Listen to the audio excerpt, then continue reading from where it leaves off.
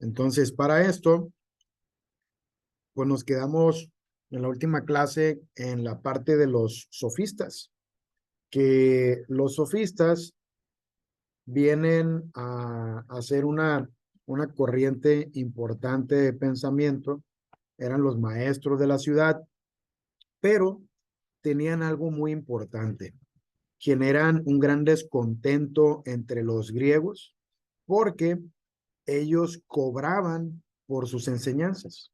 Entonces hay un gran escándalo y se hacían pagar por sus enseñanzas. ¿Sale? Entonces se vuelven una especie de asesores. Eran maestros de los hombres de Estado, es decir, maestros de los gobernantes y de los futuros políticos. Entonces, esta corriente de sofistas solían enseñar algo que se llama retórica. Ellos fueron los fundadores de la retórica. A ver, maestro, pero ¿qué es la retórica?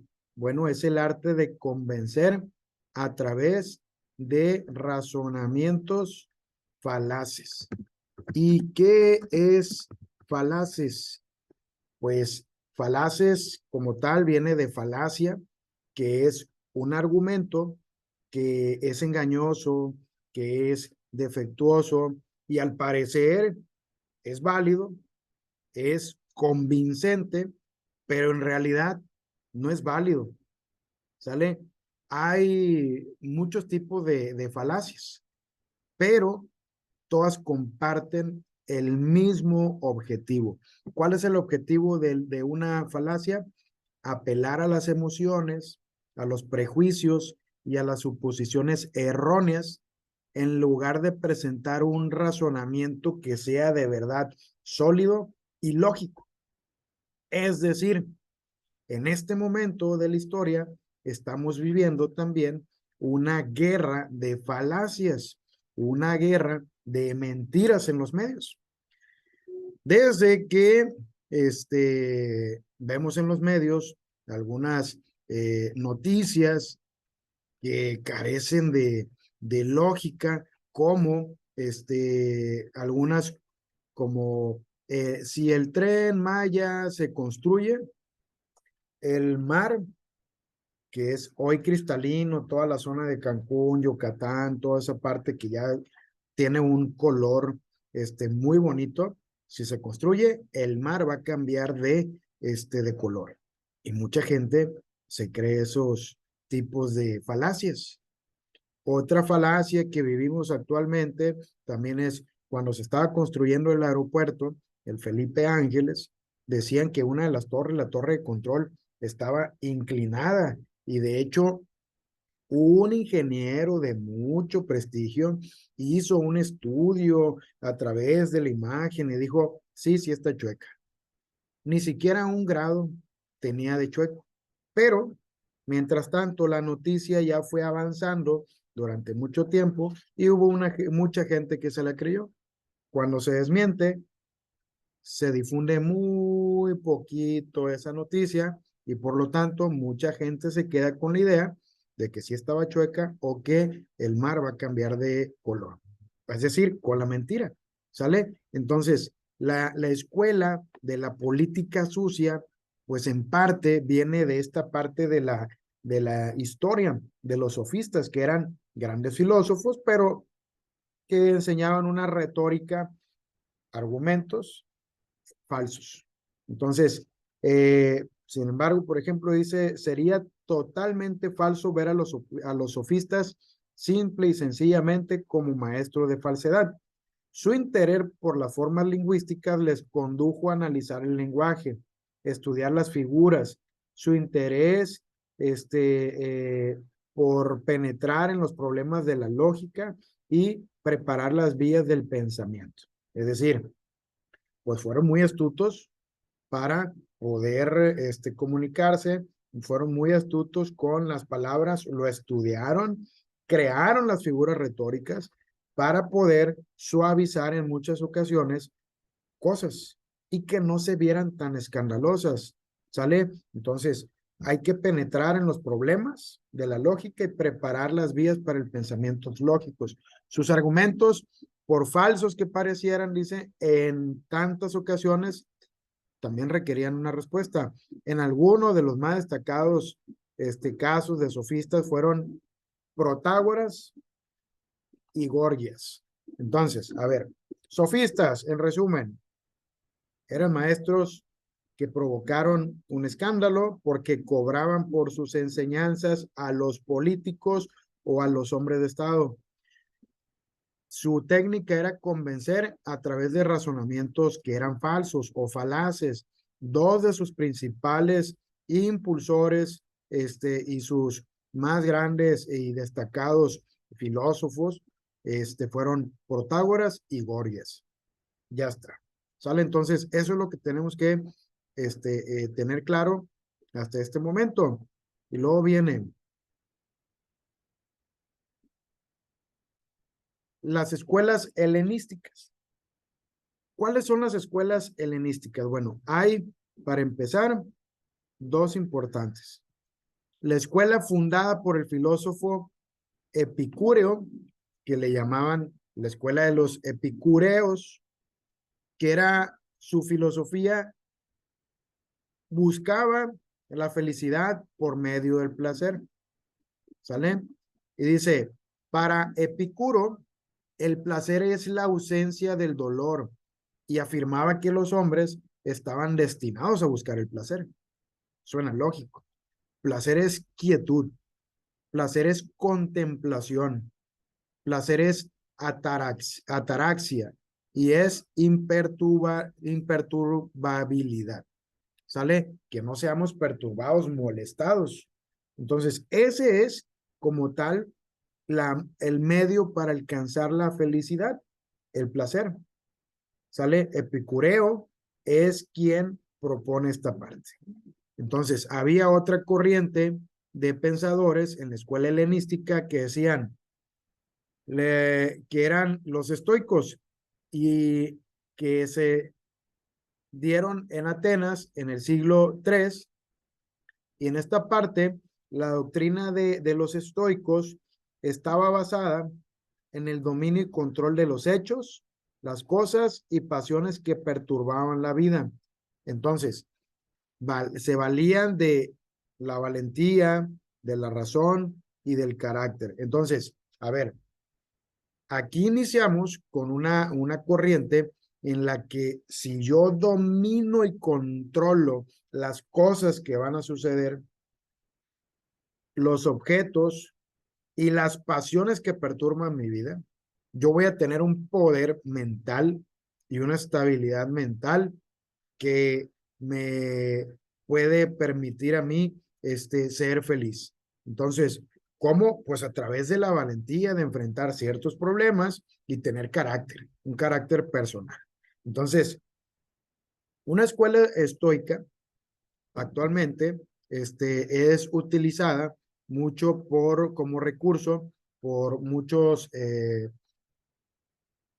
psicólogos, por ejemplo, ¿no? Entonces, donde te dicen, tienes que enfrentar tus dolores, tienes que enfrentar la realidad, aunque por más dolorosa que sea, y pues para eso se requiere carácter, ¿sale? Entonces, eso es lo que proponían en resumen, ¿sale? Enseguida, espero y les recomiendo que vayan por ahí anotando. Recuerden que pues tratamos de ir punteando. Estas teorías pues son mucho más complejas, mucho más grandes, mucho más largas. La idea es poderlas resumir en pocos puntos importantes que no falten para que cuando se nos hable de ciertos palabritas, de ciertos conceptos, podamos rápidamente relacionar a la hora del examen y poder contestar y tener una respuesta correcta. ¿Sale? Entonces, a ver, enseguida hay una transición de la era medieval a lo que llamamos era moderna, en donde existen diferencias de pensamiento entre uno y otro, y hay diferentes autores y preocupaciones de lo que acontece en esa nueva realidad, en esa nueva época, en ese nuevo contexto. ¿Sale? Entonces, les ponemos aquí, dice, la Edad Media es un periodo que abarca 10 siglos, 1000 años que les he ido manejando. Comienza con la caída del Imperio Romano. A partir de la caída del Imperio Romano empieza la Edad Media y termina con la caída del Imperio Bizantino o llegada de Cristóbal Colón a América. Entonces, ahí hay un parteaguas.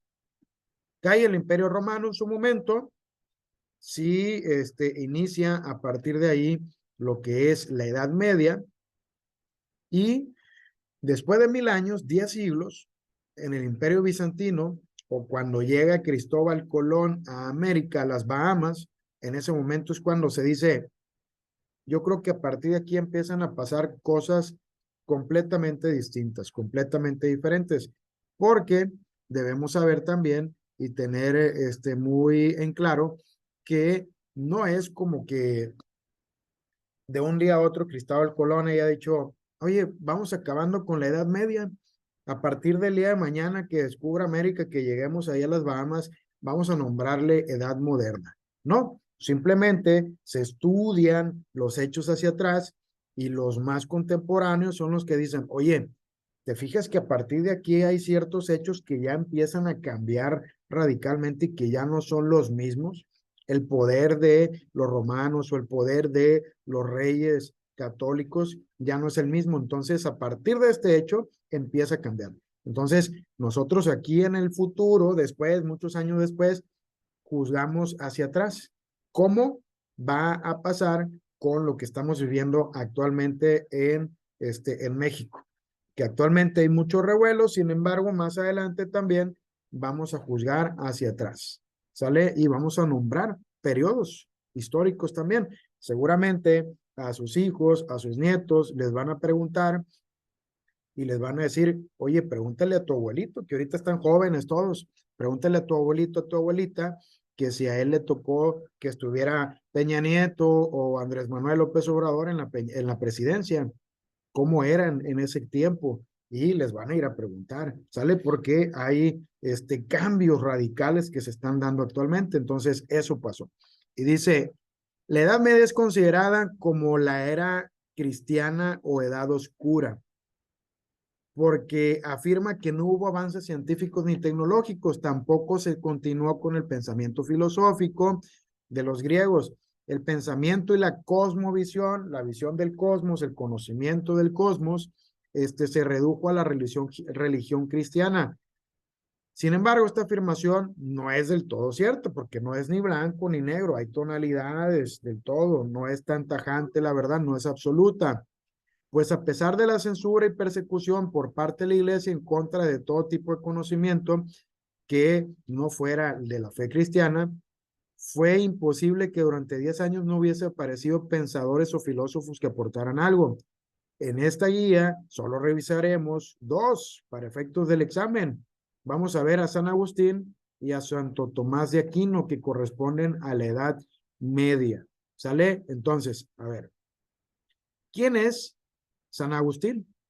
Pues vamos viendo, dice, nació en Roma, cerca de Cartago, en el año 354, después de Cristo, por supuesto, hijo de Patricio, pagano, y Mónica, y de Mónica cristiana, que influye decisivamente en la vida del santo, recibe de niño una educación cristiana. Entonces, San Agustín es, por ende, cristiano. Su filosofía es una constante revelación de un constante diálogo. Es una revelación de la vida interior, y dentro de sí mismo. ¿Con quién? Con Dios. Una meditación y además una comunicación con los demás hombres. Entonces, es San Agustín, que es nacido después que Platón, pues las ideas de Platón fueron muy importantes para él, y dice, influenciado por Platón, no es más que la formulación cristiana del pensamiento platónico. Sus obras más importantes fueron las Confesiones y la Ciudad de Dios. Con San Agustín surgen nuevos grados de saber, pero son de origen religioso. El primer grado de saber es la teología, el saber teológico, que es el saber de Dios. Cuando alguien se lista para poder ser sacerdote, estudia teología. Es una carrera como tal que tiene la iglesia en donde le enseñan teología. Es el estudio sobre Dios cristiano. Y el saber místico, que es relacionado con los misterios divinos. Y desarrolla también otro tipo de saber que es el saber santo, el de la santidad, ¿sale? Que es relacionado con aquello que conduce a ser santo, ¿sale? Todo lo que conduce a ser santo es el conocimiento de esta realidad, ¿sale? Entonces, esto es lo que aporta San Agustín. Dos, se basa en Platón, tiene una educación cristiana, dos obras importantes que son las Confesiones y la Ciudad de Dios, y tres tipos de saberes, que es el teológico, el místico y el de la santidad. ¿De acuerdo? Entonces, vamos adelante. Dentro de las aportaciones, específicamente a la filosofía, las aportaciones a la filosofía, una es iniciar la reflexión acerca del interior espiritual del hombre. En ella se dice que el ser supremo se encuentra dentro de nuestra alma. Entonces, para poder tener una mayor espiritualidad, pues hay que remitirnos a nuestro interior, a una especie de meditación, una reflexión interior, para poder sacar lo mejor de nosotros. Y también, otra aportación es el estudio del tiempo. Dice, ni el futuro ni el pasado existen, más bien es un presente eterno, donde el pasado no es un recuerdo y el futuro es una probabilidad. ¿Dónde debemos centrarnos? Pues en el presente. Lo que ya pasó, de alguna manera, lo tenemos como recuerdo y tenemos que superarlo con el presente. ¿Para qué? Para construir un mejor futuro, el cual es probable, ¿sale? Depende de nuestras acciones actuales. Entonces, ¿qué diferencias hay entre la filosofía griega y la filosofía cristiana?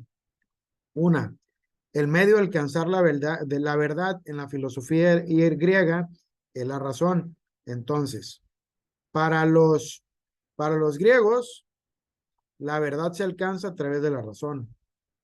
Y para los cristianos, la verdad se alcanza por la fe. ¿Sale? Entonces, empezamos a ver que dentro de la era medieval, pues la fe es el centro de las cosas. ¿De acuerdo?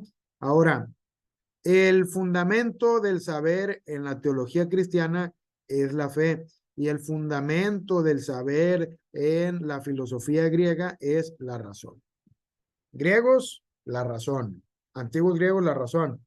Cristianos, la fe. ¿En quién? En lo divino, en Dios. ¿Sale?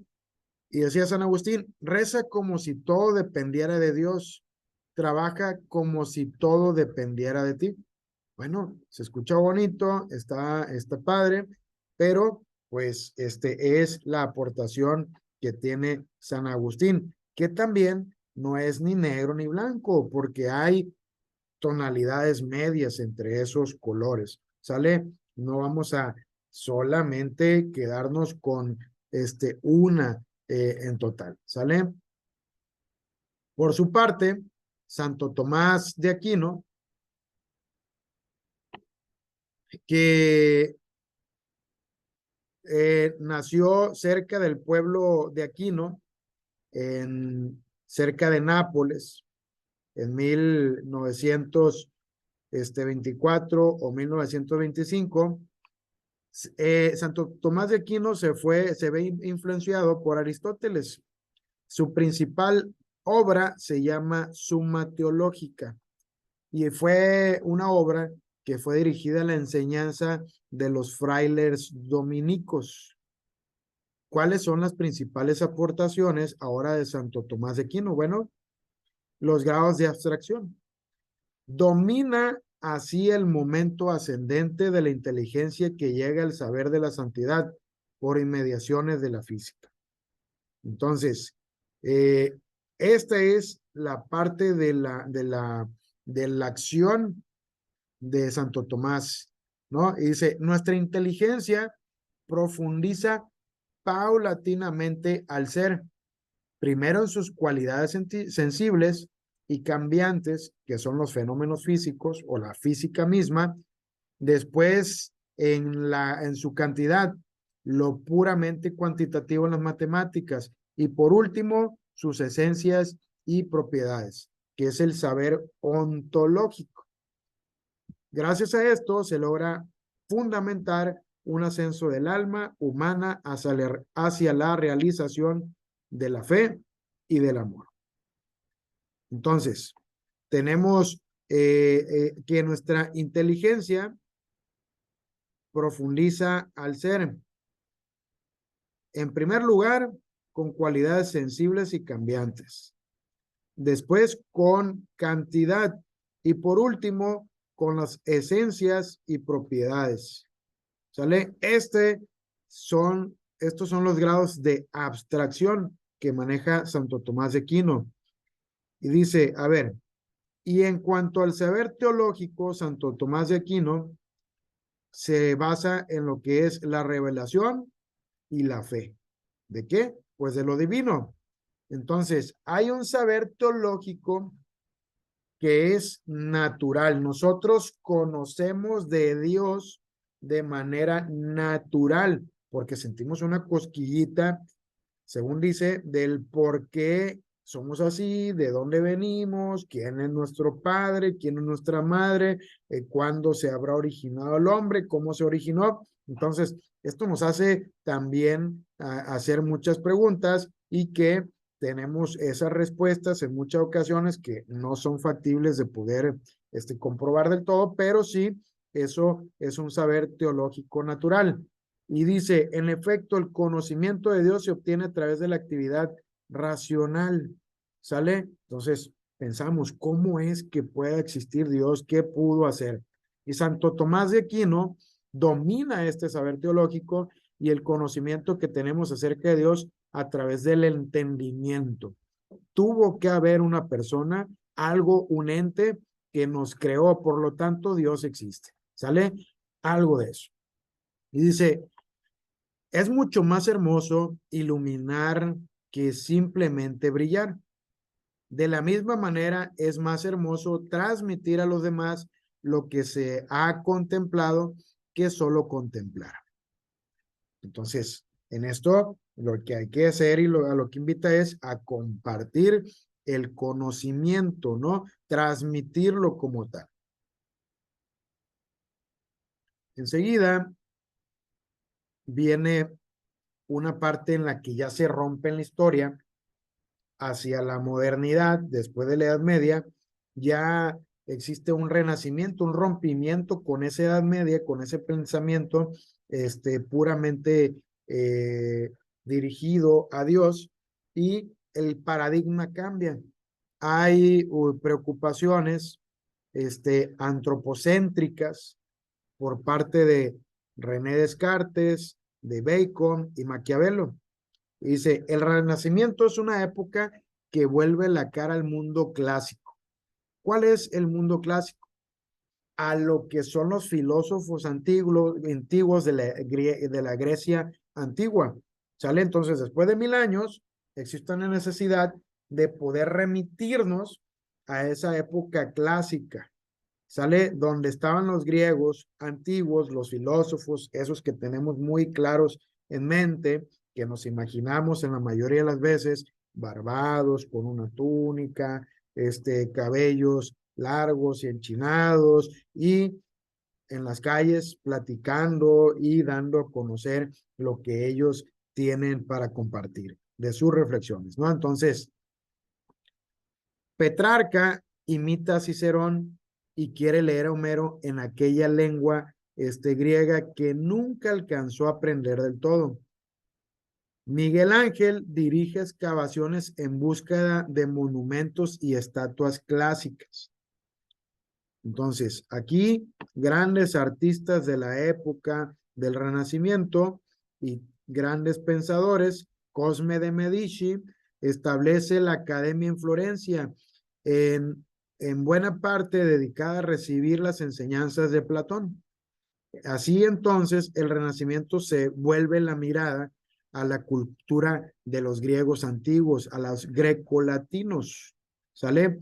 En la que el hombre se vuelve el centro de la reflexión filosófica. Entonces, ya en el Renacimiento, ya no es Dios. El hombre es el centro de esa reflexión filosófica.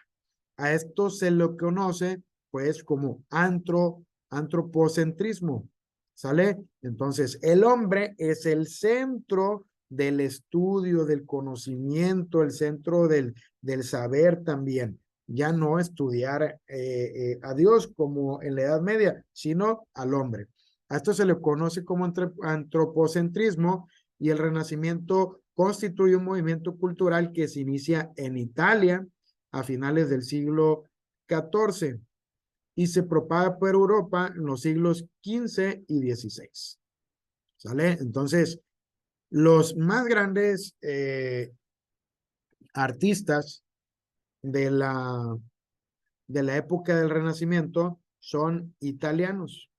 De hecho, tienen los nombres, estos artistas tienen los nombres siguientes, ¿no?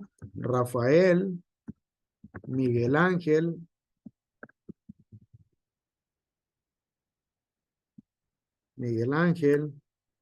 Leonardo, Da Vinci y Donatello Buonarroti. Y vemos aquí, si alguno de ustedes veía caricaturas hace un tiempo o películas, se puede dar cuenta que son los nombres de las 4 tortugas ninja. Las 4 tortugas ninja sacan, el autor de ellas, su creador, pues saca los nombres de ellas y las bautiza a sus creaciones como los 4 más grandes artistas del Renacimiento, precisamente de esta época en la que se busca rescatar el pensamiento grecolatino de los griegos antiguos. ¿Sale? Y este movimiento se da principalmente en Italia, es donde inicia, que, pues si se fijan, los italianos son muy relacionados con la pizza y por lo tanto a las tortugas ninja, adivinen qué les gusta. Pues sí, eso que tienen ustedes en mente, eso es lo que les gusta, la pizza. ¿Sale? Entonces, es parte de esa construcción de lo que tenemos hoy en día de nuestra cultura. Dice, desde el punto de vista filosófico, el Renacimiento señala un periodo de transición entre la filosofía medieval y la filosofía moderna. Es una transición. Por un lado, continúa el desarrollo de ciertos aspectos de la filosofía medieval, pero por otro lado, marca una ruptura con el talante característico de la Edad Media. Dice, la palabra renacimiento indica ya de por sí una nueva actitud de entusiasmo por creencias, por las artes, por las letras, por los antiguos griegos y romanos, por los hechos naturales, por las bondades de la naturaleza, que Leonardo da Vinci declaraba digna de imitación constante esa misma naturaleza. Entonces, su entusiasmo por el centro de la naturaleza, que es el hombre. ¿Sale? Entonces, ya empezaron a haber más descubrimientos científicos. Claro, en su momento, pues muchos de estos artistas eran perseguidos. El mismo Leonardo da Vinci exhumaba cuerpos en su momento para poder estudiar al cuerpo humano. Eso iba a un camposanto, un panteón hoy en día, exhumaba un cuerpo, se lo robaba, porque estaba prohibido abrir un cuerpo en su momento, y lo que pasaba era que, pues era una forma de poder ver qué es lo que tenemos dentro, esa fascinación de la naturaleza, pues para ver pues, lo que hoy conocemos como medicina. ¿Sale? Oye, mira, hay ciertos conductos que se conectan de esta manera, los pulmones con la respiración, o algo en donde se va la comida, algo en donde se digiere y algo en donde se desecha. Hay venas, hay todo lo que nosotros hoy conocemos, huesos que nos permiten el movimiento y ese estudio. ¿Sale? Entonces, por supuesto que no era bien visto, sin embargo, fue muy necesario esta rebelión también que tuvo muchos aportes. ¿Sale? Es un renacer de un nuevo pensamiento. René Descartes, por su parte, que ya es por excelencia el padre de la filosofía moderna, fue nacido en la Halle, provincia de Turena, en 1596 y proviene de una pequeña familia de la aristocracia. Estudió desde los 10 años en la nueva escuela La Fleche, que los jesuitas acababan de fundar en París. Su pensamiento cartesiano no está sujeto a grandes transformaciones, sino que su intención principal es, en primer lugar, formular el método que le sirva a todas las ciencias para alcanzar la verdad. Entonces, ya él lo que genera es un discurso, una construcción de lo que hoy conocemos como el método y aplicar ese método a las diversas ciencias. ¿Para qué? Pues para esas ramas que nosotros ya comentamos y dijimos que existen en la filosofía y que van generando nuevas ciencias, nuevo conocimiento, pues René Descartes empieza a ordenarlo. A ver, dice, ¿cómo podemos tener un método que permita y aplique para todas las ciencias? ¿Para qué? Para que no se equivoquen, para alcanzar la verdad, para que sea lo más correcto posible. Y él genera parte de esta filosofía. Dice, la filosofía de René Descartes puede resumirse en la siguiente frase: cogito ergo sum, que es pienso, luego existo. ¿Sale? Esto seguramente lo habían escuchado. ¿De quién es el pienso y luego existo? Pues de René Descartes. ¿Sale? Cogito ergo sum en ocasiones también viene dentro del examen. Una de sus frases importantes, de las frases importantes de este filósofo que nació en la Haye, bla, bla, bla, de una familia y nos ponen muchos datos de los que estamos poniendo aquí, por ejemplo, y las claves son, pues, este tipo de cosas, ¿no? Profe, Mande, disculpe. Ah, no, ya lo leí. Pienso, luego existo. Gracias. aquí está. Sale, entonces, no dice en latín. Su frase es la siguiente: cogito ergo sum, que significa, y nos van a dar algunas opciones. En ocasiones ha venido una pregunta como esa: pienso, luego existo. Entonces, ya como tal, en su obra mayor se llama El discurso del método, que expone un nuevo método para filosofar. Y dice, la cuestión que Descartes se plantea es la construcción de un método que permita aplicar bien el buen sentido de la razón que todos los hombres poseemos por naturaleza. O dicho de otro modo, método que nos permita dirigir bien nuestra facultad de conocimiento y aumentar nuestro saber. Es decir, hacer ciencia como tal. ¿Sale? El método ha de ser, pues, un conjunto de reglas fáciles de usar y que permitan aplicar nuestro buen sentido razón, haciendo que se acrecente, progrese nuestro conocimiento con el descubrimiento de nuevas verdades. La regla de la evidencia: existe aplicar la duda metódicamente, es decir, dudar de todos aquellos conocimientos que poseemos que no son evidentes. Entonces, quedarnos de alguna manera en ceros con lo que se conoce para poder iniciar. Descartes denomina res cogitans a la sustancia espiritual.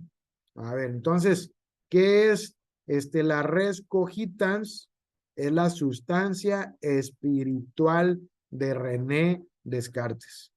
Pues es una cosa que piensa y cuyos modos o accidentes son los diversos actos conscientes del pensamiento, como, por ejemplo, ¿qué es la res cogitans? Que son las ideas, el dudar, el entender, el afirmar, negar, querer, imaginar, sentir, todo lo que nosotros realizamos como actos de entendimiento y que nos ayudan a generar más conocimiento, eso es la sustancia espiritual, res cogitans. Entonces, y la sustancia material la denomina res extensa, es decir, es una cosa extendida. Y por su parte, la sustancia res cogitans es una cosa que piensa.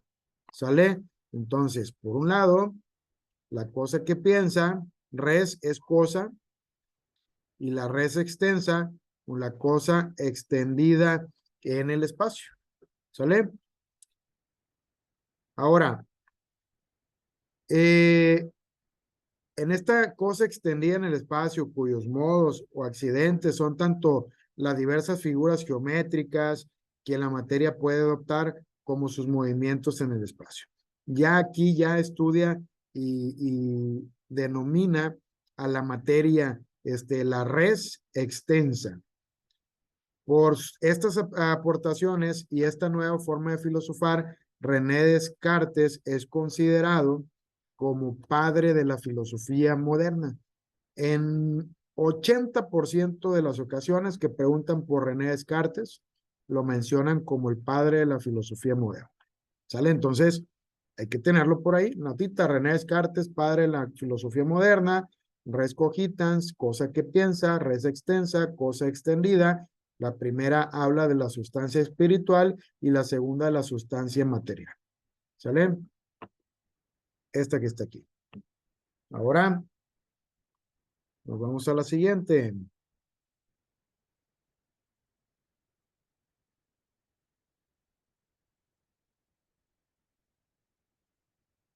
Aquí está. Y dice Francis Bacon, o Bacon, dice, es precursor del empirismo inglés. Él hizo que se acentuara la importancia del que la ciencia tiene para dominar la naturaleza y ponerla al servicio del hombre. Entonces, ¿qué pretende? Dominar la naturaleza, es decir, conocer la profundidad y hacer que el hombre pueda aprovecharla para bien. Construyó un nuevo instrumento para el estudio de la naturaleza, diferente del medieval y la lógica silogista de Aristóteles. Construyó, es decir, un novum organum. ¿Sale? El novum organum del empirismo inglés fue hecho por Francisco Bacon. Ahora, tiene dos métodos. El método que le llama el método inductivo, que actualmente se estudia pues en las diferentes disciplinas que hay para generar ciencia, conocimiento, un doctorado, una maestría, y que dice, este método inductivo es el procedimiento que partiendo de la observación de los hechos particulares, concluye afirmando alguna ley general. Entonces, de lo particular a una ley general sobre los hechos que se observaron. Se observan hechos particulares y se genera, por lo tanto, una ley general. La figura de Bacon y la importancia de su método inductivo para la ciencia moderna han recibido consideraciones diversas. Si bien aplicó sistemáticamente como nadie antes que él la inducción del conocimiento de los hechos naturales, sin embargo desconoció más importante que en su época se estaba utilizando en el terreno científico, es decir, desconoció el papel fundamental de las matemáticas. ¿Sale? Este ha sido pues uno de los pedacitos que le hicieron falta aplicar también a Francis Bacon. Dice, más que la observación, tiene en la formulación de hipótesis científicas, ¿sale? Entonces, generan una ley que se genera de observar ciertos hechos particulares para generar una ley que aplica para todos los hechos que se observaron. Ese es el método inductivo. Sin embargo, no se ayuda de las matemáticas el método inductivo de Francis Bacon, ¿sale? Ahora, uno de los filósofos que son en ocasiones, siento yo, más juzgados de manera injusta, pues es Nicolás Maquiavelo. La principal obra de Nicolás Maquiavelo es El Príncipe. Y en esta obra defiende a lo que es la monarquía absoluta como forma de ejercer el poder en el Estado y propone un gobernante hábil, astuto y realista. Como tal, en muchas ocasiones ha sido como el manual de los políticos y es un manual muy duro. Y dice que para mantener el orden y acrecentar el poder en el Estado debe, sin reparar en consideraciones morales de ningún tipo. Es decir, imagínense, sin consideraciones morales para poder ejercer el poder y recurrir, si es necesario, al engaño. Entonces, al fraude, al soborno o al asesinato. Esta es la filosofía de Nicolás Maquiavelo. ¿Sale? Entonces, ¿qué pasa actualmente? ¿Cómo vemos la política? ¿Qué es lo que se ha tenido? Bueno, mucho de la política actual se ha leído, se ha basado y se ha creído por conveniencia y por justificarse en la obra del príncipe Nicolás Maquiavelo. Por eso cuando tienen un pensamiento un tanto turbio y oscuro, alguien les puede decir, oye, tienes ideas maquiavélicas. Y es precisamente de este filósofo. Y sostiene que el ejercicio del poder es independiente de cualquier tipo moral. Y dice, el fin justifica a los medios. Si tú quieres llegar al poder, tu fin es bueno. ¿Por qué medios lo vas a lograr? El que sea.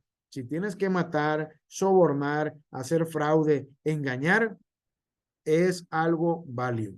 Esto es lo que decía Nicolás Maquiavelo. Por lo tanto, pues creo yo que pues no es algo viable, que sí deba tener principios morales, aunque ciertas partes hay que estudiarlas, porque el estudiar también a un pensamiento un tanto retorcido también nos permite darnos cuenta de cómo pueden pensar ciertas personas también y poder también de alguna manera un manual de lo que no se debe de hacer.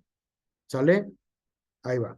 Y dice, el fundamento de su teoría política es aceptación de un hecho real, la maldad natural del hombre. Es decir, el hombre, decía Nicolás Maquiavelo, es malo por naturaleza. Búsquenle por donde quieran. El hombre es mentiroso y su móvil principal es el interés más egoísta. Por consiguiente, el gobernante debe tratar sin escrúpulos a sus súbditos, es decir, un rey a sus súbditos, tratarlos como si fueran objetos, sin escrúpulos, por lo que se daba en su momento. Esta obra va dirigida al príncipe de cómo debe manejarse para conservar el poder. Y decía, los súbditos son tus esclavos. Trátalos mal porque si no, se van a ir en contra de ti. ¿Sale? Entonces, pues esto lo único que desean es un Estado fuerte, capaz de proteger sus vidas y sus propiedades. Y si para ellos el Estado, es decir, el gobierno, ha de usar medios inmorales, pues están justificados. ¿Qué es lo que nos ha pasado durante los últimos años de gobiernos priistas y panistas y todavía más panistas? Precisamente esto. El fin justifica los medios y ellos, de alguna manera, históricamente, han hecho pensar que creen que nosotros como habitantes, lo único que deseamos es que el gobierno sea un gobierno fuerte, capaz de proteger nuestras vidas y nuestras propiedades. Si para ello el gobierno usa medios inmorales, pues están justificados. Eso es lo que nos hace a nosotros creer. Sin embargo, dentro de eso, pues sí, suena y son argumentos falaces, porque eso es lo que te hacen creer que puedas tú decir, yo estoy para proteger tu vida como gobierno y voy a proteger tus propiedades, pero en realidad, pues tienen otros fines también propios. Por supuesto que el fin justifica los medios y el fin más válido del de ustedes y el mío, pues es el mío. Y el gobernante tiene su propio fin que en muchas ocasiones o casi en el 100% de las veces va a ser muy diferente al de la mayoría, al de las personas que gobiernen. Por lo tanto, mi fin es más válido que el de ustedes y les voy a hacer capaz que yo, le voy a hacer creer que yo soy capaz de lograr perseguir y proteger sus fines, sus visiones, pero en realidad yo estoy haciendo el mío, ¿no? Entonces, se genera una parte de una política cochina, ¿no? Y dice, por razón de Estado, todo puede hacerse, es decir, toda acción es válida si conduce al fortalecimiento del Estado. ¿Qué vivimos? ¿Quiénes de ustedes se acuerdan de la lucha contra el narcotráfico a nivel nacional? ¿Qué hubo? Muertes tras muertes. ¿Sale? Entonces, se estaba fortaleciendo supuestamente al Estado, al país, nos estaban protegiendo de maldad, nos estaban protegiendo nuestras vidas, nos estaban protegiendo nuestras propiedades, por supuesto, todo esto entre comillas, que no era cierto, y por debajo del agua y escondidas, que hoy lo conocemos, pues estaban persiguiendo sus propios fines, que son pues apoderarse del negocio del narcotráfico a través de controlarlo desde el gobierno. ¿Sale? Entonces, esto era lo que en realidad pues está viendo y por eso también el juicio de García Luna en la actualidad. ¿Sale? Entonces, vamos a ver qué pasa todavía. Y dice, características de la reforma protestante e implicaciones en los pensadores posteriores. Aquí ya vamos a ver tres corrientes de pensamiento que son lo que es el racionalismo, el empirismo, el idealismo. ¿Sale? Estas tres corrientes. Y dice, a ver, ya estamos en una época en la que ya entramos a la ilustración como el siglo de la razón o el siglo de las luces, es conocida esto. Es decir, ya el pensamiento ya era más profundo, ya era más formal, ya se perseguía una claridad de ideas y por lo tanto se le daba mayor énfasis al conocimiento, mayor énfasis al razonamiento. Por lo tanto, la razón va a permitir que el hombre pueda conocer, dominar la naturaleza y esto nos va a permitir el progreso ya en el sentido material y moral de forma ilimitada. ¿Sale? Es decir, en la ilustración se estudia para poder mejorar, generar ciencia, conocimientos, adelantos tecnológicos y esto va encaminado a un progreso del tipo material para el ser humano, mayores comodidades, pero también esto va a generar que la moral sea también este camino de progreso humano, ¿no? Entonces, hay en la época del siglo XVI una reforma protestante y la contrarreforma católica a la par. Y se produce en Europa la ruptura de la unidad religiosa. ¿Sale? ¿Qué causa la protesta, la reforma protestante y la contrarreforma católica? La ruptura de la unidad religiosa. Los conflictos políticos derivados de esta ruptura llenan todo el siglo XVII con guerras interminables y constantes. Un conflicto bélico entre los pueblos europeos. Ahora en el siglo XVI, Europa, ya cansada de las guerras, alza nuevos ideales y se ponen en práctica lo que es la tolerancia y la libertad como parte de no solamente es que ellos están mal, sino ya una filosofía, a ver, no es que ellos estén mal, tal vez, y que ellos piensen que nosotros estamos mal. Simplemente tienen creencias distintas. Hay que tolerarnos. Si son musulmanes, tienen sus propios pensamientos, sus propias costumbres. Hay que ser tolerantes.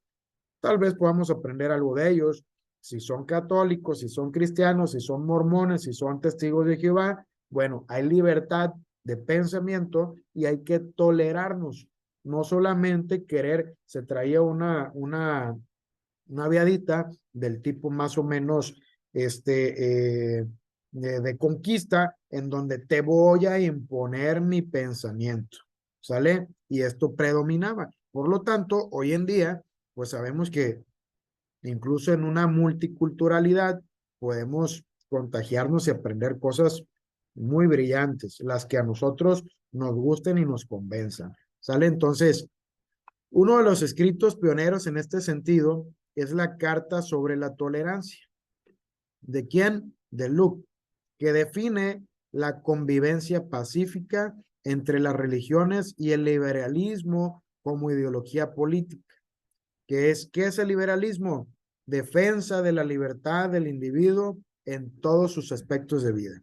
Entonces, empieza aquí también una corriente que se denomina liberalismo y otra corriente que es denominada conservadores, los que quieren que todo siga igual y los que quieren que el individuo crezca en los diferentes aspectos de la vida social que son llamados liberales. ¿Sale? Entonces, dice, los filósofos llevan a cabo una crítica de la religión en el mismo sentido de Kant, que realiza una crítica de la razón. Tratarán de hacer un análisis de la religión para hallar aquellos principios básicos que constituyen y que son anteriores a toda iglesia o teología dogmáticamente establecida. ¿Cuál era la finalidad? La crítica a la religión quiere sacar a la luz lo que hay de válido y universal en el sentimiento religioso de los hombres. Es decir, a ver, sí hay en las religiones ciertos principios que son buenísimos, son muy buenos, y yo creo que esos son los que podemos captar, los que podemos adoptar para que nuestro pensamiento, nuestro desarrollo cultural, diferentes aspectos de vida social puedan ser cada vez mejores, ¿sale? Y esto que hicieron, este estudio de las religiones para poder captarlo mejor, elimina el peso del dogmatismo que las iglesias han establecido y han añadido con el objetivo de aumentar el poder sobre sus creyentes. Es decir, no te vayas, no te juntes con los mormones, ellos son del demonio porque pasa esto y esto otro. Y los testigos de Jehová con los cristianos con los católicos con todo el mundo. Entonces, a ver, debe de haber también un punto de empate, pero este tipo de situaciones pues obviamente la religión los pone estos dogmatismos para poder también que su iglesia crezca y que el recaudar de de estas corrientes, de estas iglesias, pues sea mucho mayor. De lo que se trata en mucho, la iglesia, en muchas ocasiones, pues es también un gran negocio. ¿Sale? ¿Qué es el deidismo? El deidismo es una corriente religiosa defendida por la mayor parte de los filósofos ilustrados. Es, utilizando el título de un libro de Kant, una religión dentro de los límites de la razón.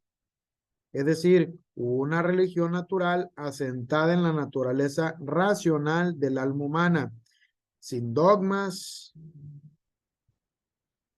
ni instituciones eclesiásticas, cuyo único mandamiento o creencia sería el de la fraternidad universal de todos los hombres.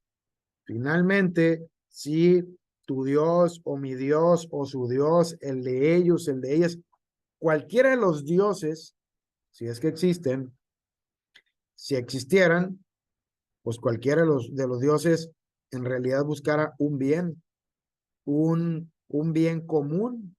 No creo que los cristianos al morir se vayan a un cielo, que los católicos se vayan a otro cielo, los testigos de Jehová a otro cielo, los mormones a otro cielo. En realidad, pues hay algo que nos une, somos seres humanos. Y si venimos de algo o de alguien, tenemos que necesariamente venir exactamente de donde mismo. Entonces, ¿por qué no portarnos fraternos, portarnos bien uno con el otro? ¿Sale? Entonces, esto es el deidismo. Viene por su parte la corriente del racionalismo. ¿Qué es el racionalismo? Bueno, en el racionalismo tiene que uno de los principales problemas de la filosofía es la relación entre la fe y la razón. Entonces, la luz de la razón, según San Agustín, aquí lo pongo, no alcanzaría la verdad más que siendo guiada por la fe. ¿Sale? Entonces, en la fe, solamente a través de la fe se puede alcanzar la verdad. En el apogeo de la filosofía medieval, es decir, en la escolástica, Tomás de Aquino concedía cierta autonomía e independencia a la razón, pero siempre al servicio de la fe. Al final de la Edad Media, en la crisis escolástica, Guillermo de Ockham defendió la total separación entre ambas, preparándose el camino para el surgimiento de la filosofía moderna, que es el racionalismo. ¿Sale? Entonces, a ver, el dogma, la fe, va separada de lo que la razón dice. ¿Sale? Porque si no, nos limita también a un círculo en el cual se puede actuar. ¿De acuerdo? Dice, una vez independizada la fe de la razón, en la época moderna, va a enfrentarse el problema del conocimiento. Es decir, en primer lugar, trata de averiguar cuál es la fuerza de nuestra facultad de conocer, o dicho de otro modo, cuál es la capacidad de nuestra razón para conocer la realidad. ¿Sale? Entonces, ¿qué tanta capacidad tiene el ser humano para poder interpretar lo que conocemos, la realidad que hay alrededor de nosotros? ¿Sale? Entonces, dice, el racionalismo es la primera corriente filosófica moderna. Confía plenamente en la razón humana que es capaz de llegar al conocimiento verdadero de la realidad.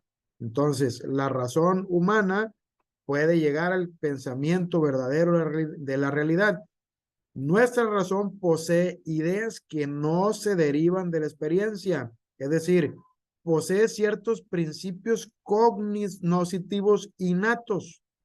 ¿De qué hablamos en la experiencia? Bueno, algún suceso, necesitamos vivir necesariamente algo para poder conocerlo. Y en esta corriente se afirmaba pues que no. Si yo nunca he tocado algún fierro que esté al rojo vivo y yo percibo que es peligroso eso, pues no necesariamente tengo que tocarlo para darme cuenta que probablemente me puedo quemar de gravedad. ¿Sale? Y el racionalismo va a considerar que las matemáticas son el tipo ideal de ciencia. ¿Sale? El raciocinio. Lo dice, ¿dónde inicia? En Francia. ¿Por quién? Por René Descartes. Tuvo a Malebranche en Francia, Spinoza en Holanda y Leibniz en Alemania. Estuvo enfrentando a la otra gran corriente filosófica de la Edad Moderna, que es el empirismo, nacido en Inglaterra por Luke Berkeley, David Hume. ¿Qué es el empirismo? De una u otra manera se contraponen o se enfrentan un poco el racionalismo y el empirismo. ¿Cómo? Bueno, los empiristas, los filósofos que eran empiristas, ellos decían que su filosofía era contrapuesta al racionalismo.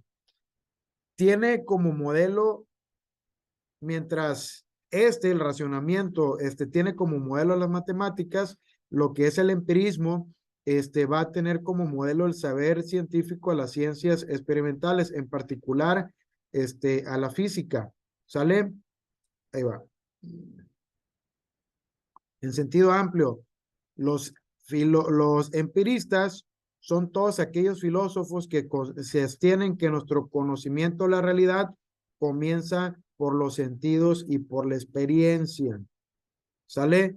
Nosotros conocemos e interpretamos la realidad solamente por los sentidos y por lo que experimentamos a través de él.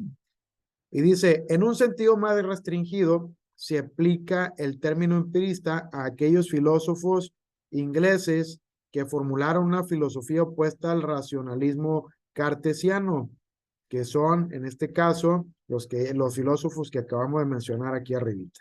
¿Sale? Entonces, el origen del conocimiento de las ideas está en la experiencia, según los empiristas. Empirismo viene de experiencia, ¿sale? Y dice, nihil es in intellectu, quod pris non fuerit insensu. Nada hay en el entendimiento que no haya pasado antes por los sentidos. Entonces, ellos, de alguna manera, niegan la existencia de las ideas innatas. Afirman que la experiencia puede ser de dos tipos, o eterna o interna. Una de ellas es, o la eterna, es la experiencia que tenemos de la realidad exterior gracias a los sentidos, las sensaciones, ¿sale? Y la interna es la que es gracias a la reflexión. Nuestra mente tiene su propia actividad, sentimientos, pasiones, deseos, imágenes, pensamientos. La reflexión nos trae esto. Entonces, tienen ese segundo tipo de experiencia que existe en el empirismo. Ahora, como una tercera corriente es el idealismo de Hegel, y un idealismo que es absoluto. Dice, Hegel trató de formular una filosofía que fuera de un sistema capaz de explicar la totalidad real y tiene la confianza de poder hacerlo porque la realidad es en su íntima estructura de naturaleza racional o ideal. Hegel nos dice que la realidad es una idea que se ha desarrollado hasta alcanzar la conciencia de sí misma en el espíritu humano. Entonces, Idealismo viene de las ideas, que es una idea, la realidad es una idea que se desarrolla hasta alcanzar conciencia. Entonces, la idea de lo es lo absoluto, el ser, la realidad en sí misma. La idea no es inmutable para Parménides, sino el incesante devenir de Heráclito. La idea es una totalidad constante de movimiento, una totalidad dinámica. Ningún fenómeno o hecho concreto, sea natural, sea del tipo social, sea del tipo histórico, quedará explicado y conocido verdaderamente en tanto no se consigue entenderlo como siendo un momento en el desarrollo de la totalidad, de la idea de la verdad. Dice Hegel, está en el todo. Entonces, el mundo de las ideas ya es lo que es una representación que alcanza conciencia y que se representa en lo que nosotros conocemos, en la realidad que nosotros interpretamos. Y a eso le llama, Hegel le llama idealismo. ¿Sale? Ok. Por su parte, ya la filosofía moderna ya se da en el siglo de las revoluciones, que es el siglo XIX, que son los 1800 y algo. ¿Sale? Hay una revolución política, caída del antiguo régimen monárquico basado en la nobleza, en el clero y el establecimiento de nuevos regímenes republicanos, democráticos y basados en la ascendente burguesía.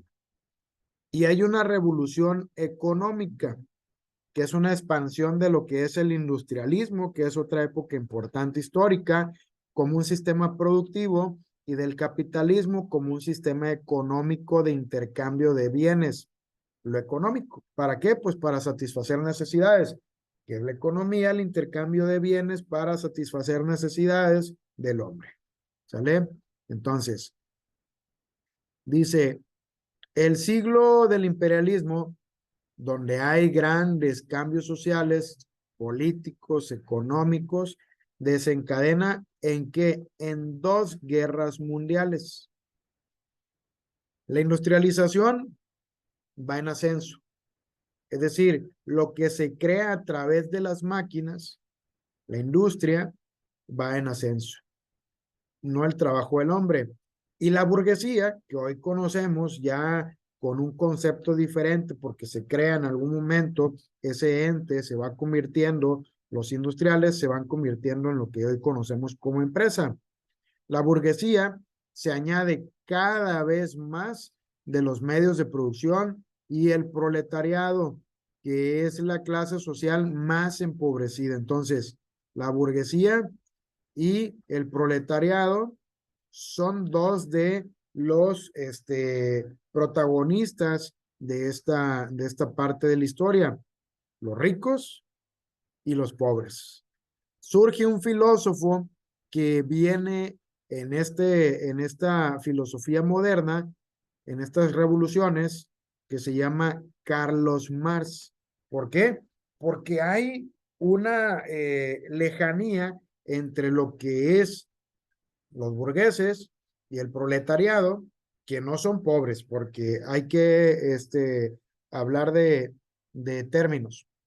Cuando nos pregunten en el examen sobre estos temas, nos van a poner empresarios y pobres, y nos va a sonar muy familiar, pero si nos están hablando de las guerras mundiales, de la revolución industrial, tiene que decir burgueses y proletariado. ¿Sale? Para que sea la respuesta correcta. A través del tiempo el término se va modificando, pero los burgueses son los ricos y el proletariado son los pobres. ¿De acuerdo? Entonces, por supuesto que esto lo veía muy injusto Carlos Marx, de que existiera una brecha enorme entre ricos y pobres, entre burgueses y proletariado. ¿En qué consiste la filosofía de Carlos Marx? en un análisis de la sociedad burguesa capitalista del siglo XIX, que estudia principalmente las contradicciones que presenta su estructura económica. Ha hecho aumentar de un modo sin precedentes la riqueza social y sin embargo la mayoría de la población se ha empobrecido, apareciendo una nueva clase social que es el proletariado.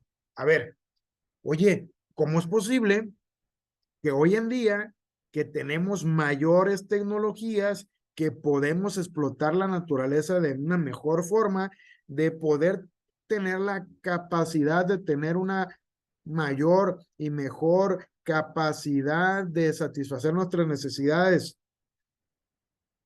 de comodidades, y que solamente sean unos pocos los que tengan acceso a esto?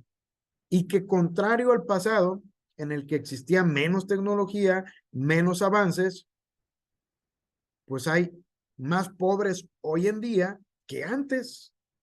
Entonces hay una contradicción esto. Oye, se ha aumentado la riqueza, hay más riqueza en el mundo, pero hay más pobres. El proletariado aparece y es una población más empobrecida todavía de lo que se podría llamar pobreza. ¿Por qué? Porque eran los esclavos o los trabajadores de la industria. Es decir, estos burgueses, a partir de que se generan las primeras fábricas de los telares mecánicos, pues la gente que trabajaba con ellos trabajaba 16 horas diarias. Es decir, nosotros hoy en día nos quejamos de trabajar 8, pero trabajaban en condiciones infrahumanas, sin prestaciones, sin derechos. Es decir, si a uno de los dueños, jefes, se le ocurría despedir a alguien porque le cayó mal o simplemente porque un día llegó tarde, aunque toda su vida ha llegado temprano, lo corren y listo. No hay indemnización, no hay derechos, no hay nada. ¿Sale? Entonces, por lo tanto, este fenómeno fue digno de estudiarse por Carlos Marx y por supuesto que tuvo propuestas para ello, ¿no? Entonces, viene aquí. Entonces, de un modo general, cabe decir que el marxismo tiene 3 dimensiones: la dimensión científica, la dimensión filosófica y la dimensión política. A ver, desde el punto de vista científico, hay un análisis teórico de los conceptos propios de la ciencia, de la economía y del sistema económico capitalista para establecer cómo funciona científicamente el capitalismo. Hoy en día nosotros vivimos en un sistema capitalista. No hay un límite para alguien que tenga una empresa de decir, oye, puedes llegar a hacerte tan rico como hasta un tope. 100 millones de dólares hasta ahí. Y lo demás tienes que, pues ya no puedes ganar más. No, no hay eso. Desde una dimensión filosófica, enlaza su análisis económico con una teoría filosófica sobre el hombre y la historia. A ver, cómo el hombre, a través de la historia, cómo se ha visto envuelto dentro de sus necesidades materiales, cómo se ha presentado, ha estado mejor antes o ahora, ha estado peor antes o ahora, ¿sale? Entonces, esa historia. Y desde el punto de vista político, un análisis científico de la economía capitalista, una teoría filosófica denominada materialismo histórico. Su objetivo es la transformación de la sociedad. Entonces, el filósofo materialista por naturaleza es Carlos Marx. Si nos mencionan por ahí que quiso transformar la sociedad a través de sus teorías materialistas, es Carlos Marx. ¿De acuerdo? Entonces, se estudia. ¿Por qué? Porque esto pretende que exista una igualdad en socialmente hablando. ¿Por qué unos tienen que ser inmensamente ricos y por qué otros no pueden tener la certidumbre, siendo seres humanos también, de saber si van a comer hoy por la noche? ¿Sale? Entonces, unos cuantos, y me dirijo otra vez al caso actual, vigente en Estados Unidos, del ex secretario de Seguridad Pública, de que el gobierno de México le está pidiendo, en Estados Unidos está en un juicio por 700 millones de dólares. ¿Cuántos son 700 millones de dólares? Pues me van a decir, pues mucho, profe, ¿quién sabe? Bueno, pues sacamos cuentas. Si nosotros hablamos de 700 millones de dólares, hablamos de que una persona que puede ganar 10,000 pesos al mes, si es que lo consideramos como un salario base promedio, que no es así en realidad, incluso es menos, tendría que trabajar 116,000 años para conseguir esa cantidad y ahorrarla. 116,000 años. ¿Se imaginan? ¡Qué locura! O sea, de eso estamos hablando. De eso, de este tipo de cuestiones que en muchas ocasiones hablamos de un empresario tiene tanto dinero y oye, pues nunca te lo vas a poder gastar en toda tu vida. Pues qué bonito, pero por el otro lado, la injusticia que hay de que hay quien no sabe qué va a comer más al ratito. Oye, no vas a tener 116,000 años, es decir, nosotros de Cristo para acá van 2,000, todavía faltan 114,000. ¿Se imaginan? Eso es una locura enorme. ¿Sale? Entonces, de este vuelo, Carlos Marx tiene una teoría capitalista que busca la transformación práctica de la realidad como una actividad teórico-práctica. Afirma que el viejo problema filosófico de la verdad no es una cuestión teórica exclusivamente, de adecuación de nuestras ideas a los hechos o evidencia racional de las ideas, sino es una cuestión práctica. Es decir, es en la práctica, dice Marx, donde se demuestra la verdad de un pensamiento. ¿Sale? En la práctica, ¿qué haces? Es la capacidad de transformación de la realidad en un sentido humano, lo que sirve de criterio de verdad de las ideas, pensamientos y teorías.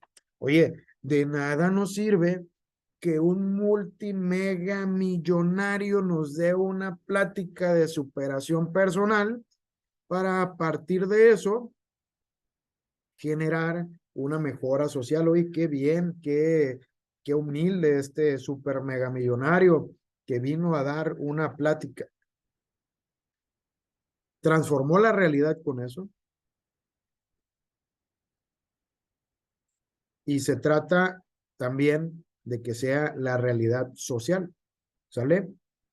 Entonces, por otro lado, explica que estar alienado significa estar fuera de sí o negarse a sí mismo poniendo en otro lo que es propio. Es un término utilizado por Hegel para referirse al movimiento de la negación. Marx afirma que en el sistema económico burgués capitalista de la producción y del proletariado como una nueva clase social, el hombre se halla sujeto a tres tipos de alienación: política, religiosa y económica. Es decir, hay tres factores que afectan la realidad del hombre: la política, la religión y lo económico, y que es la la económica la que en última instancia determina la existencia de las otras dos.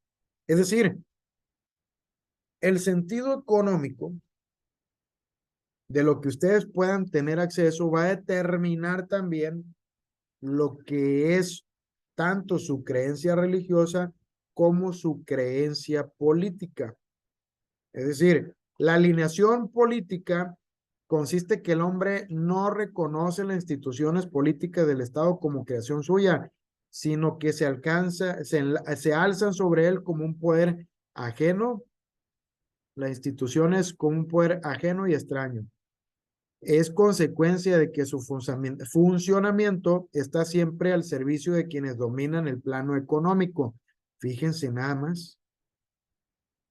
¿A poco la política no está al, al servicio de quienes más tienen?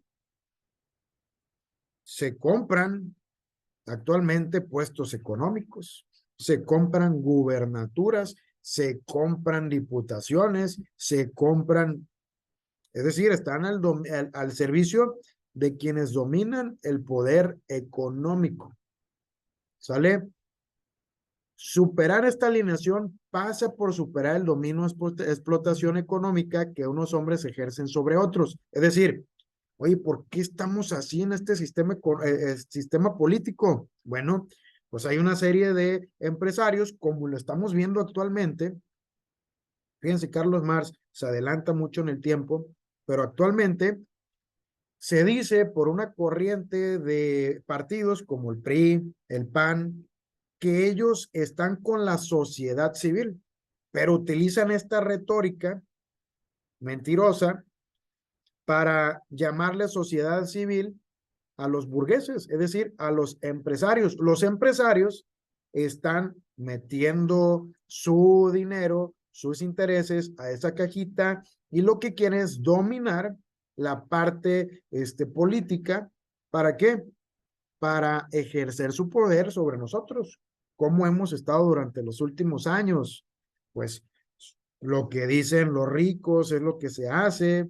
¿Por qué en una ley de prohibición de drogas, por ejemplo, sí está prohibido la transportación, sí está prohibido la siembra de drogas, sí está prohibida la cosecha, sí está prohibida el procesamiento de drogas, pero está mañosamente permitido portar, con esa palabrita, portar un cierto tipo de gramaje de ciertos tipos de drogas?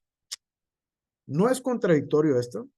No debería estar prohibido en su totalidad, pero por supuesto, es una forma en la que, pues, quien pueda pagar, pueda, aunque lo agarren con un tráiler, puedan decir, oye, sí lo agarraron con droga, pero lo que pasa es que, en realidad, era para consumo y no era tanto, era poquito, eran ciertos gramos y por lo tanto sale bajo fianza.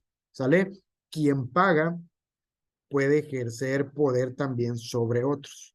En este caso, los empresarios hoy en día pues han comprado los partidos políticos, han comprado al PRI, al PAN y a lo que queda del PRD. ¿Sale? Entonces, esto es lo que alineación política es lo que Carlos Marx manejaba. La alineación religiosa consiste en que el hombre tampoco reconoce la religión como creación suya, sino que la concibe como referida a una realidad superior, ajena al hombre, a sí mismo. De ahí que los seres humanos acaben adorando y subordinándose a sus propias criaturas religiosas, los dioses. ¿Qué es lo que dice Dios? A ver, por Dios, valga la redundancia. Dios es posible que no diga nada. Sin embargo, a través de la historia, la religión ha dominado porque mentirosos, falaces, han dicho que ellos son los iluminados y que vienen a gobernar en nombre de Dios. ¿Sale? Entonces, Marx dice, si el hombre se encuentra enajenado de sí mismo en la religión, el hombre ha proyectado fuera de sí mismo sus más profundos anhelos de felicidad y de ser hombre plenamente, es porque su situación terrenal o material incumple y frustra continuamente tales aspiraciones. Es decir, porque la vida humana se halla alienada materialmente y económicamente. Es decir, hay que alcanzar la felicidad a través del trabajo. Si te explota, trabaja más, lo hace el empresario, lo hace por ti, sí, para que tú puedas tener acceso a una casita de Infonavit que aguantes ahí a tu patrón. ¿Quién lo dice? Pues la religión. Carlos Marx dice, al superar la alienación religiosa, esto puede conseguirse solo a través de la superación de su causa material, es decir, lo económico. A ver, si todos estuviéramos con un grado económico muy bueno, a la par, no habría tantas necesidades. Y por lo tanto, pues Dios nos estaría proviendo, por lo tanto todos, y no habría necesidad de ir a la iglesia a pedir que se nos provea. Y por lo tanto, pues en mi casa están mejores las condiciones, con mi familia están mejores las condiciones, en mi trabajo, mi salud mental también puede venirse a bien porque las condiciones económicas me permiten también que yo no base mi creencia, fe y mis peticiones solamente que, Dios mío, por favor, ayúdame a tener un mejor trabajo, dile a mi jefe que, ¿sale? Entonces, Carlos Marx nos habla de que hay una alineación que nos hace que tengan poder sobre nosotros desde el político y religioso, pero que se resuelve también desde la parte económica o material. ¿Sale? La alienación económica, ya sabemos que para Marx es el hombre que realiza su esencia humana a través del trabajo. Pues bien, en la sociedad capitalista el trabajador es un desposeído, enajenado, alienado de la mayor parte de su trabajo y por consiguiente de su propio ser.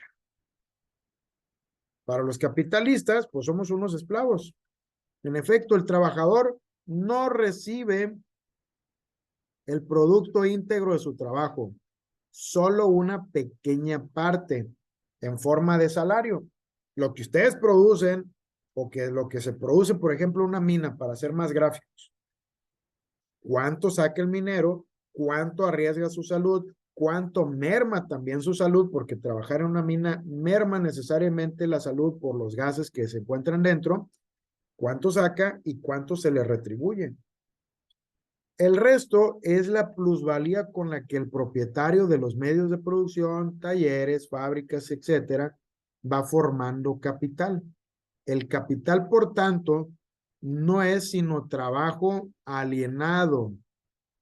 El capital, perdón, es trabajo alienado, enajenado al trabajador, el cual no conoce como creación suya, es decir, como producto de su trabajo, sino como un poder ajeno que lo esclaviza. Oye, ¿tú para qué trabajas?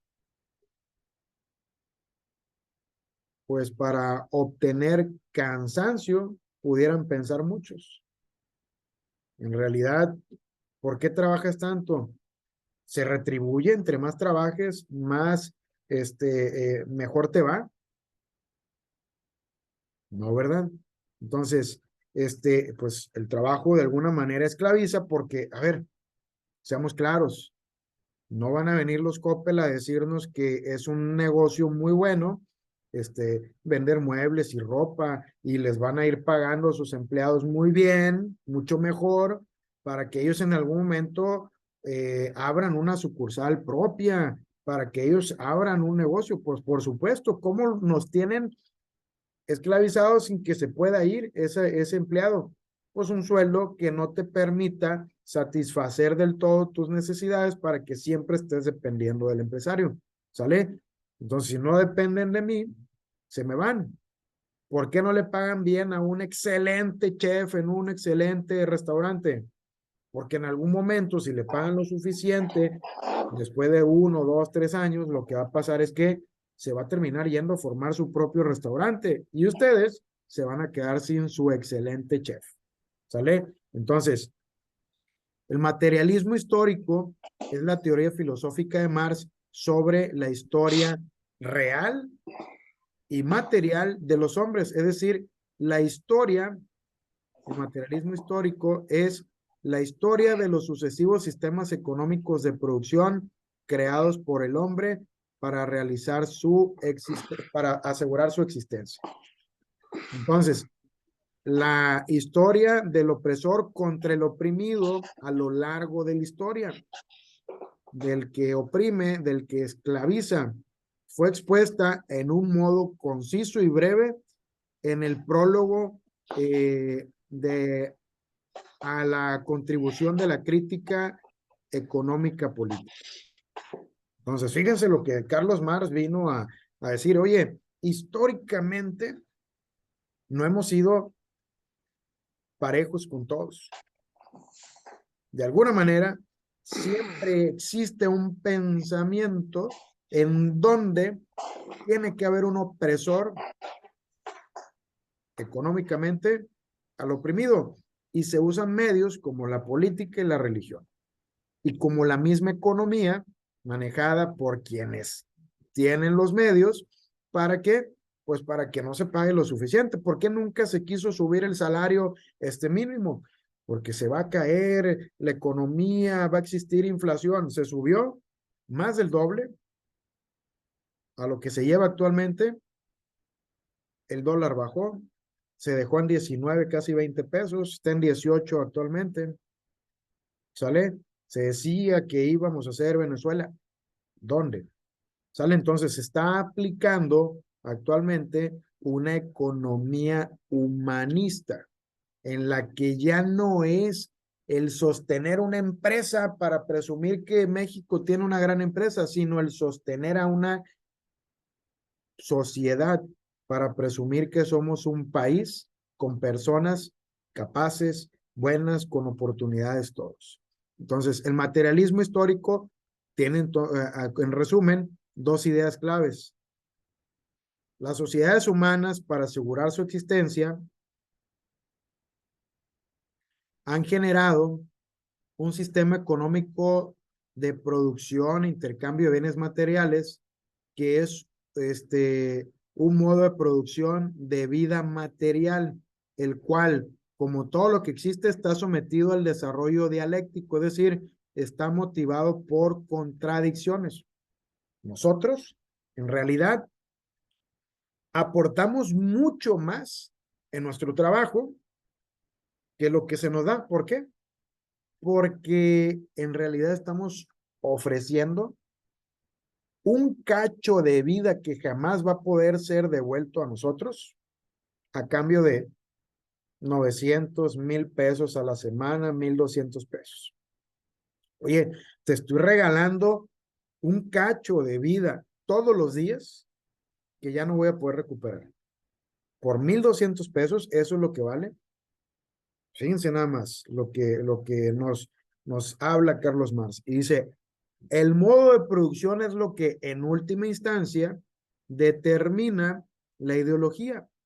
Este modo de producción determina la ideología, es decir, las ideas, creencias y valores que tenemos de acuerdo a la producción, que esto se da en una sociedad históricamente dada y su estructura jurídico-política, el conjunto de leyes e instituciones que vertebran el Estado. ¿Qué es lo que nos hace tener las ideas, creencias y valores? El modo de producción material y económico. Entonces, la historia humana consiste, según Marx, en la sucesión de los siguientes modos de producción. ¿Cuáles son los modos de producción? Bueno, en Asia, El modo de producción es el comunismo primitivo, en el que la tierra era propiedad colectiva. A ver, un momento.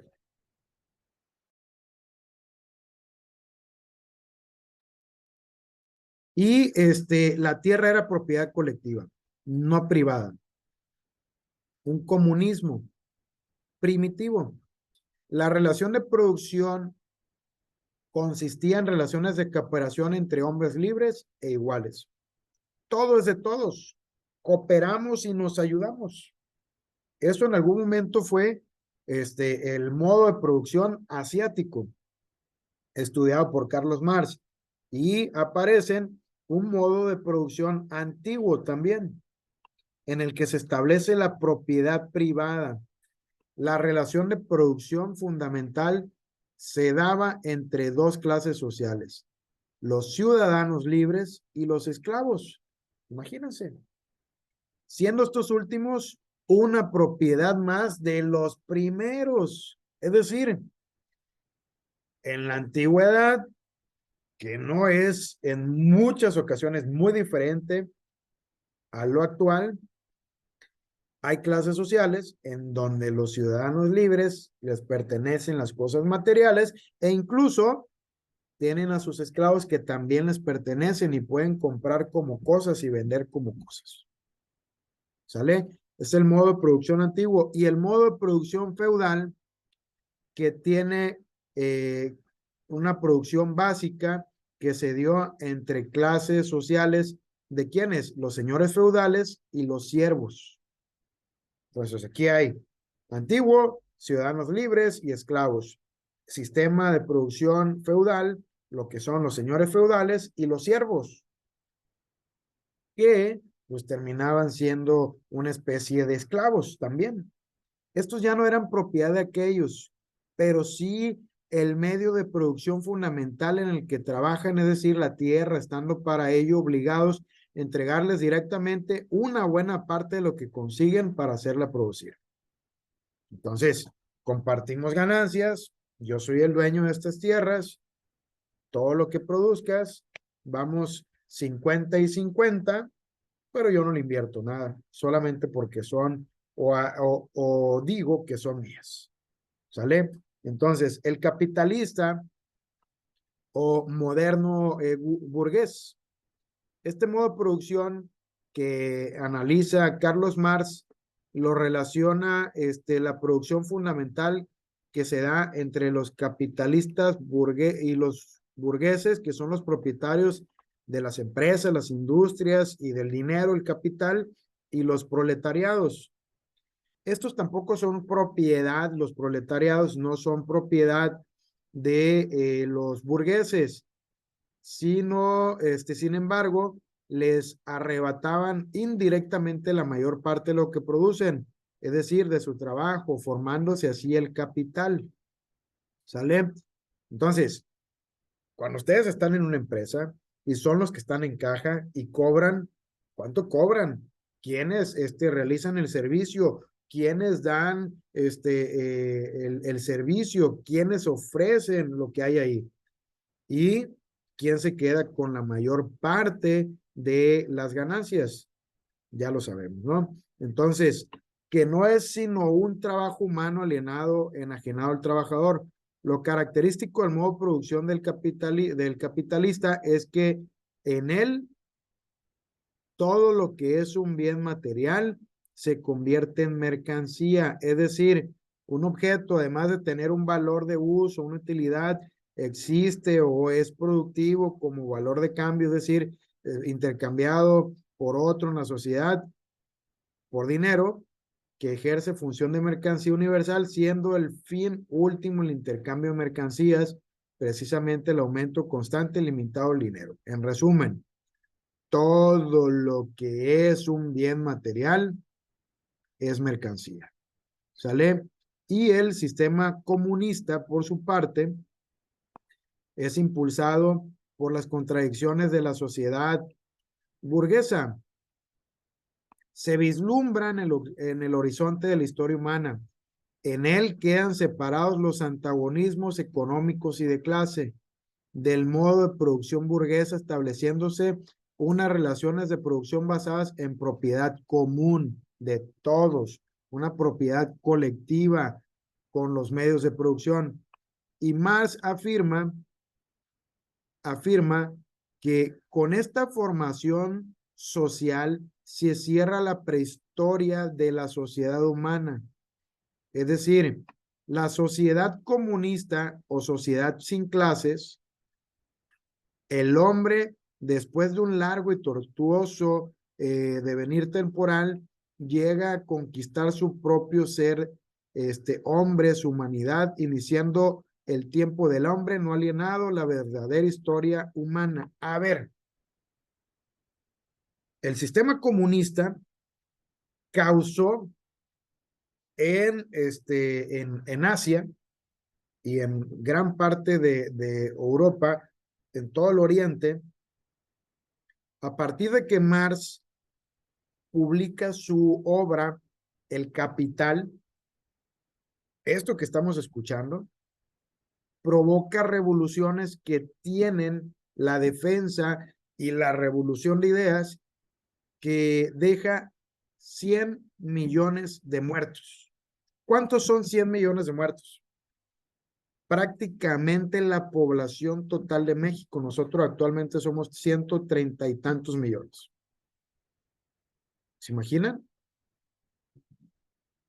Y esto propone el comunismo como tal, es decir, todo es de todos, no hay clases sociales, no hay patrones, no hay, no hay trabajadores, todos tenemos una muy buena ganancia, a todos nos va bien, todos trabajamos por el bien común de todos y a todos cooperamos. Cuba actualmente tiene un sistema comunista.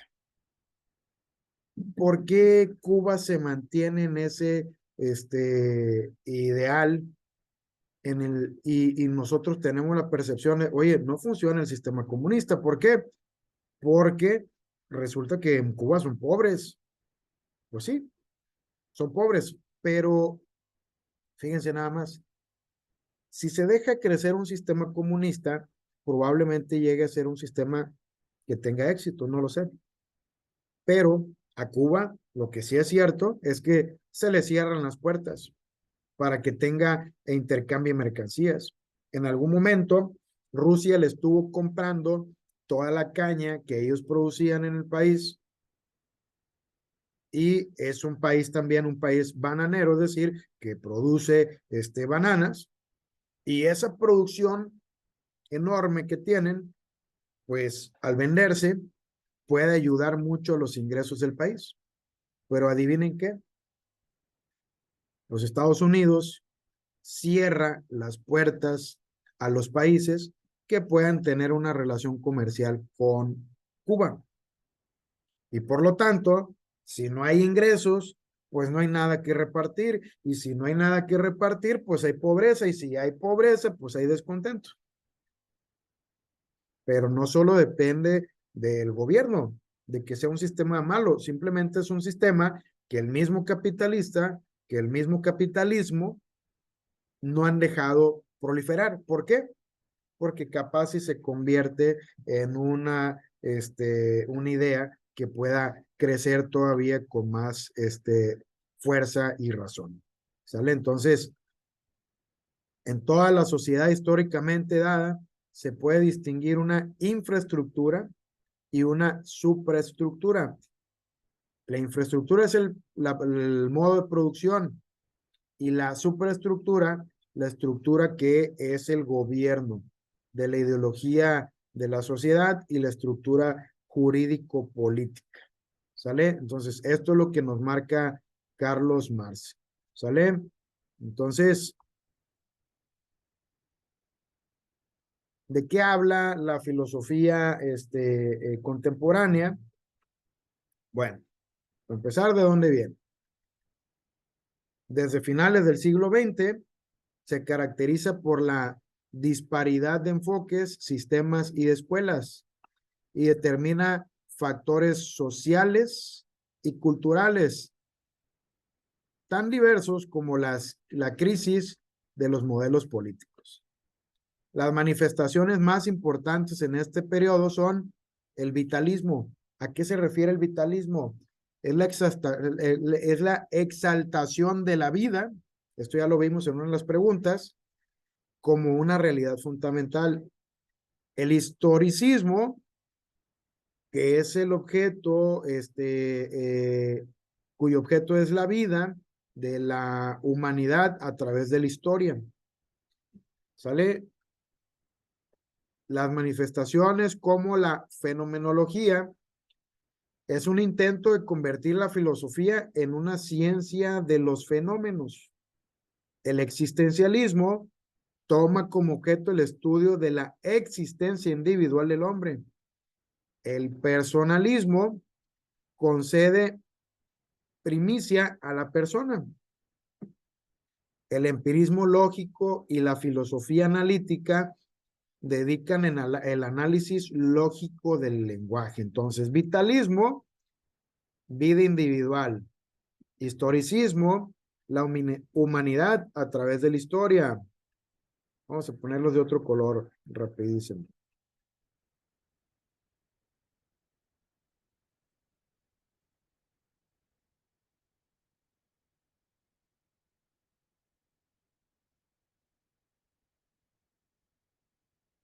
Aquí está. Entonces, el vitalismo, la vida individual. Historicismo, la vida a través de la historia. La fenomenología es convertir la filosofía en la ciencia de los fenómenos. El existencialismo, la existencia individual del hombre. El personalismo es, en primer lugar, la persona. Y el empirismo lógico y la filosofía analítica se dedican al análisis lógico del lenguaje. ¿De acuerdo? Estos son los puntos importantes de esta filosofía contemporánea que se van dando a través de el desarrollo de este periodo, ¿no? Y dice,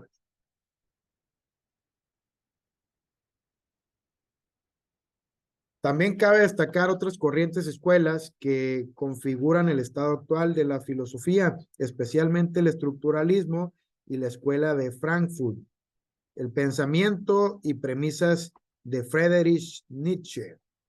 Entonces, las obras de Nietzsche están llenas de imágenes, símbolos y metáforas. No consisten en una exposición lógica y ordenada de un sistema, de una doctrina o una teoría unitaria, sino en la narración prísmica e imaginativa de ciertas intuiciones. Como por ejemplo, la vida es una trágica lucha apolineo o dionisiaca, que Dios ha muerto, que el futuro del hombre es el superhombre, que la vida es esencialmente voluntad de poder y un eterno retorno. Entonces, cuando nos digan, y dentro de esto hay una de las frases más importantes que en general, no de las más importantes, pero sí de las que más se preguntan o las que más impacto han tenido, pues es esa: Dios ha muerto. ¿Sale? Es un filósofo que menciona que Dios ha muerto. ¿Quién es? Friedrich Nietzsche. ¿De acuerdo? Lo ponemos por ahí.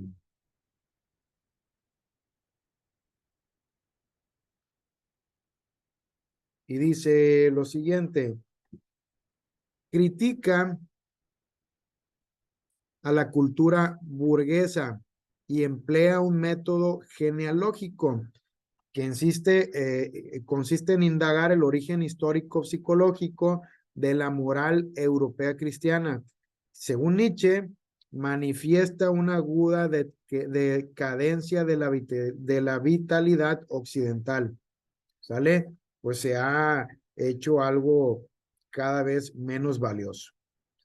Y dentro del pensamiento y premisas de Heidegger, Martin Heidegger, que fue un profesor de la Universidad de Friburgo, de Brisgovia, después de haber sido profesor de Marburgo, procede inmediatamente de la fenomenología.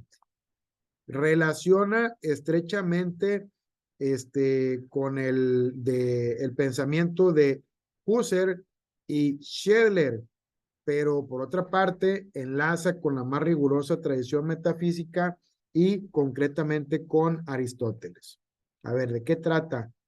Su tesis fue un estudio sobre Duns Scotus. Ha dedicado un libro entero a la interpretación de Kant como metafísico. En sus obras se advierte la presencia constante de los grandes filósofos del pasado. Se ayuda de los presocráticos que ya vimos, de Platón, de San Agustín, de Descartes, de Hegel, de Kierkegaard, Dilthey, Bergson, además de los nombrados. Entonces, ¿qué dice Michel Foucault?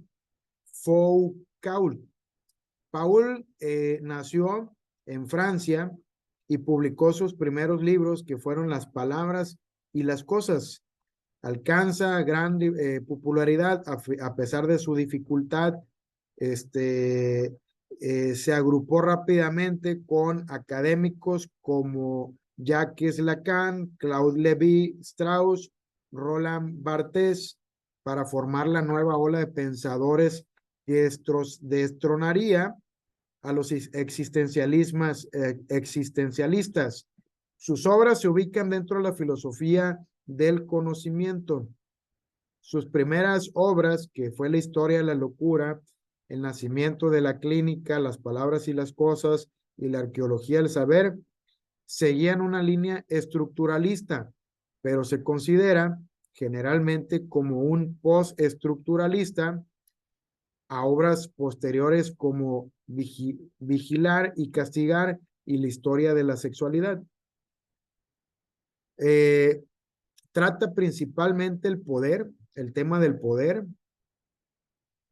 Foucault trata el tema del poder y rompe con las concepciones clásicas de este término. Para él, el poder no puede ser localizado en una institución, por lo tanto, la toma del poder planteada por los marxistas no sería posible. Es decir, Marx argumentaba que la población debería de tomar el poder. Entonces, las instituciones no tienen poder, dice Foucault. Dice, el poder no es considerado como algo que el individuo cede al soberano, sino que es una relación de fuerzas, una situación estratégica en una sociedad determinada. Por lo tanto, el poder, al ser la relación, está en todas partes. El sujeto está atravesado por relaciones de poder, no puede ser considerado independiente de ellas. Para analizar el poder, estudió el poder disciplinario y el bipoder, los dispositivos de la locura y de la sexualidad. ¿Sale? Para ello, en lugar de un análisis histórico, realizó una genealogía, un estudio histórico que no busca un origen único y causalista, sino que se basa en el estudio de la multiplicidad de las luchas. ¿Qué es esto? A ver, actualmente hay obras importantes, modernas, actuales, con autores que todavía están vivos, incluso algunos muy jóvenes, que hablan de que la sexualidad es una forma de obtener poder y que esa sexualidad está en nosotros e incluso incitan a ser cada vez más atractivos para poder tener más poder sobre los demás. Son pensamientos, dispositivos de la locura también que implican el ejercicio del poder. A los inteligentes, el poder los atonta y a los tontos con poder, los tontos con poder se vuelven locos.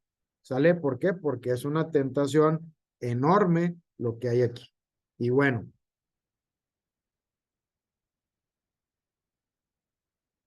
pues el tema de la filosofía y su historia es comentado y visto a través de los ojos de todos los diferentes filósofos que hemos tenido. Fíjense nada más. Cuando hablamos de filosofía, de ideas, pues o es que yo no coincido, yo no sé de filosofía, podría decir ustedes, porque mi idea del poder, mi idea de religión, mi idea de economía puede estar basada en cosas distintas. Pues tal vez sean los nuevos filósofos que tenemos que estudiar en un presente próximo. ¿De qué se trata? De confiar en la intuición, de confiar en el pensamiento y de confiar en esos valores y en esa búsqueda de la verdad y que probablemente podamos tener un pensamiento que pueda ser estudiado y pueda ser digno de estudio por otras nuevas generaciones, ¿sale? O que actualmente, como pasó con Marx, pueda ser algo que desate una lucha enorme, ¿sale? ¿Por qué? Por nivelar las cosas. Muy bien, pues dejamos la clase por el día de hoy hasta aquí. El día de hoy es jueves. Nos vemos la siguiente semana, el día martes. Recuerden que el lunes no hay clases. Vamos a empezar la siguiente semana con la materia de comunicación. Sale, pues que tengan un excelente día. ¿Tienen alguna duda? ¿Sí o no? ¿Por qué? ¿Nadie? Muy bien, pues que pase un excelente día. Nos vemos la siguiente semana. Pásenla genial el fin de semana también. Nos vemos y mucho éxito, José Guadalupe. Dale, Muchas gracias. dale, cuídate mucho. Nos vemos, profe. Gracias Adiós. igualmente. Ándale. Hasta luego. Bye bye.